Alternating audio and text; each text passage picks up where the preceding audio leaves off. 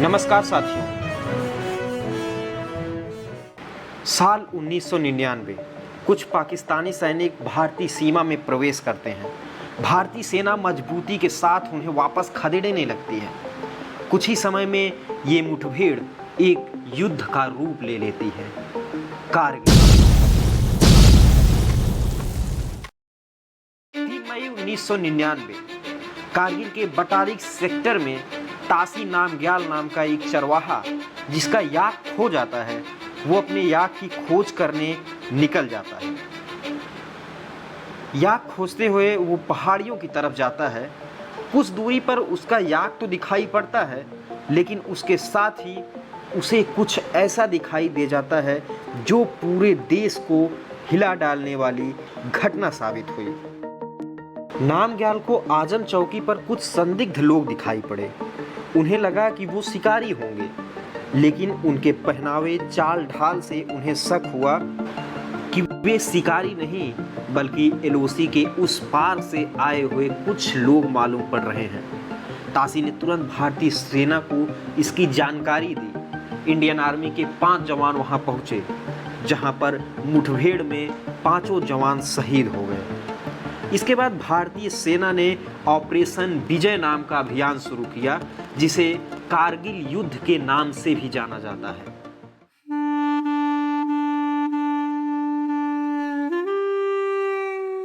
इससे पहले भारत और पाकिस्तान के बीच 1971 में युद्ध हुआ था, जिसमें पाकिस्तान को शिकस्त खानी पड़ी थी। पाकिस्तान का एक हिस्सा टूटकर बांग्लादेश बना। 1998 में दोनों देशों ने परमाणु परीक्षण किया, जिससे दोनों के बीच तनातनी और बढ़ गई। फरवरी 1999 में शांति व्यवस्था स्थापित करने के लिए तत्कालीन प्रधानमंत्री अटल बिहारी वाजपेयी ने बस से लाहौर तक की यात्रा की थी।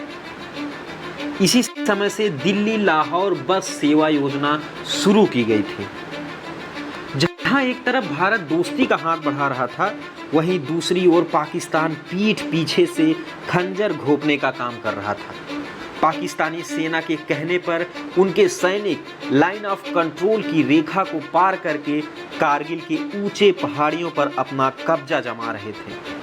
पाकिस्तान की तरफ से इस घुसपैठ को ऑपरेशन बद्र कहा गया। कारगिल की बात करें तो वर्तमान समय में ये केंद्र शासित प्रदेश लद्दाख का हिस्सा है।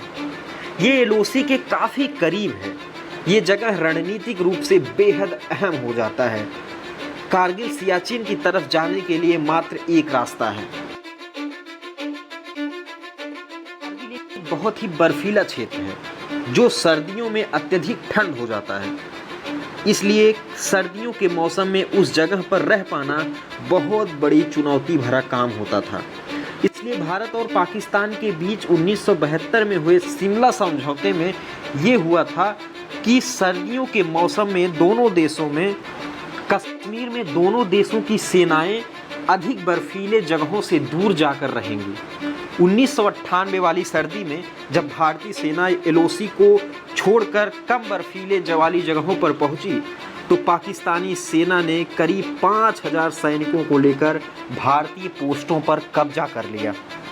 इस समय तक घुसपैठियों के रूप में घुसी पाकिस्तानी सेना ने तोलोलिन, टाइगर हिल, तोलोलिन टॉप सहित कई पोस्टों पर कब्जा कर लिया था।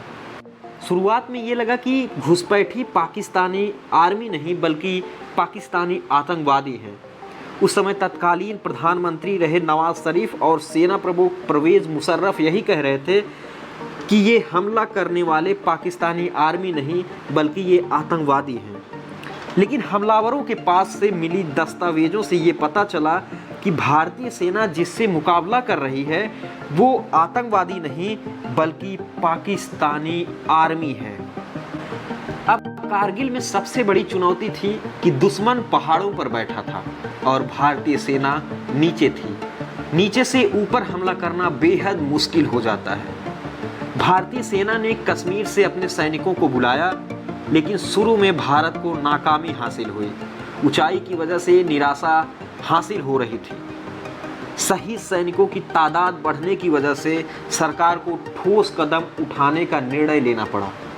25 मई को दिल्ली में कैबिनेट समिति में पाकिस्तानी घुसपैठियों के खिलाफ हवाई हमले का निर्णय हुआ।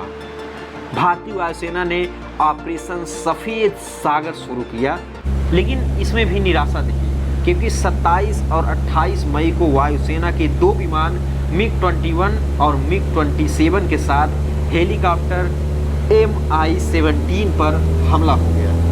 जब स्थिति ठीक नहीं हुई तो प्रधानमंत्री अटल बिहारी वाजपेयी ने देश को ये बताने की घोषणा की। 31 मई को उन्होंने पाकिस्तान से युद्ध जैसी स्थिति की बात कही।